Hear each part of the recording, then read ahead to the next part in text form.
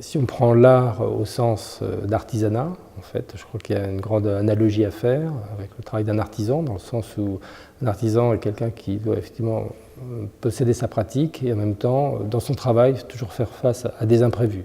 Je pense que c'est sans doute ça, conduire un projet, c'est être prêt à s'adapter. On ne peut pas simplement dérouler la liste des actions qui ont été prévues au début.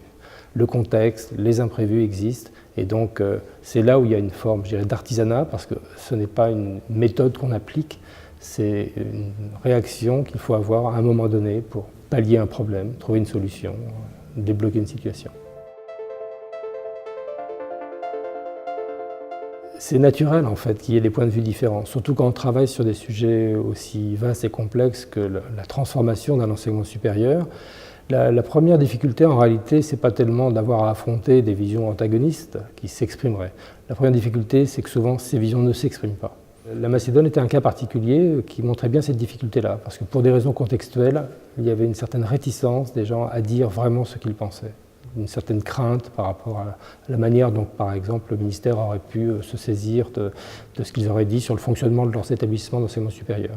Là, il s'agissait d'analyser des programmes de formation d'enseignement supérieur et de voir comment ils auraient pu être conçus différemment pour favoriser l'employabilité. Il fallait évidemment passer par une évaluation. Et cette auto-évaluation, c'est qui nécessite d'être critique sur soi-même, d'être critique sur l'action qu'on peut avoir en tant qu'enseignant-chercheur ou en tant que responsable pédagogique d'une formation.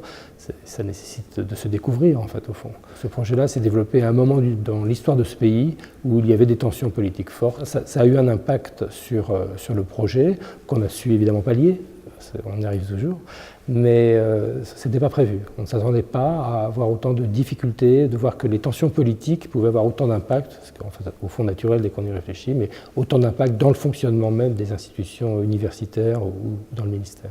Donc, contrairement à ce qu'on peut penser, on est rarement confronté à des gens qui disent non, on est souvent confronté à des gens qui ne disent rien.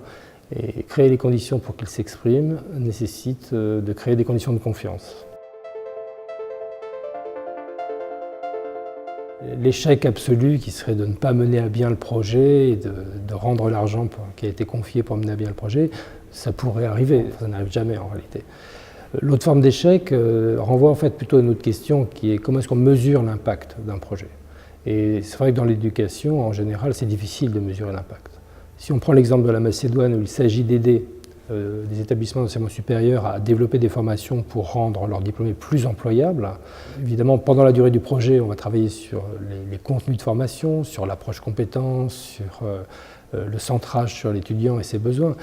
Mais les résultats ne seront connus que plusieurs années après la diplomation et après l'insertion professionnelle. Alors après, il y a un troisième niveau dont il faut être conscient, c'est que ce genre de projet, indépendamment des objectifs à atteindre, sont aussi des moments de dialogue, des moments d'interaction entre les partenaires. Et ça, on pourrait dire que on pourrait aussi le rater ou le réussir. Dans le cas de la Macédoine, on l'a réussi. À mon sens, c'est sans doute le produit le plus important de ce genre de projet, le plus directement utile en réalité aux personnes auxquelles nous apportons, non pas de l'aide en réalité, mais auxquelles nous apportons, je dirais, un regard extérieur qui va leur permettre eux-mêmes de poser mieux en fait, leurs problèmes, leurs difficultés et d'y trouver des solutions.